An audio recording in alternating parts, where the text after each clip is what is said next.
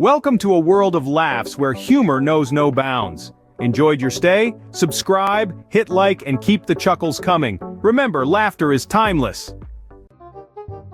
Two elderly ladies decided to enjoy a slow drive in a very large car. Both of them were fond of driving, even though their view over the dashboard was somewhat limited.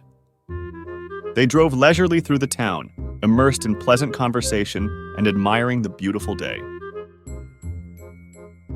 When they approached a crossroad, the lady sitting in the passenger seat noticed that the traffic light was glaring red.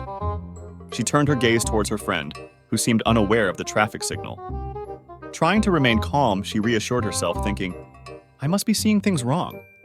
Surely, Susan wouldn't just ignore a red light. However, as they smoothly passed through the intersection, she couldn't help but feel uneasy. Not long after, they encountered another traffic light, glowing red. This time, the passenger was almost sure that the light was red, but she hesitated to believe her own eyes. She thought to herself, perhaps it's just my mind playing tricks on me. But then, as they crossed a third red light consecutively, her worry reached new heights. She became convinced that they were in real danger. Unable to hold back her concern any longer, she exclaimed, "Susan, did you realize that we've just driven through 3 red lights? We could have gotten ourselves into a serious accident." To her astonishment, Susan calmly responded, "Oh, am I driving?"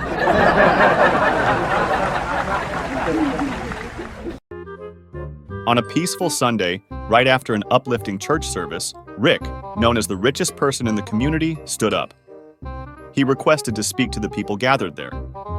The preacher, familiar with Rick's status in the town, gave him the go-ahead, but urged, "Please keep it brief."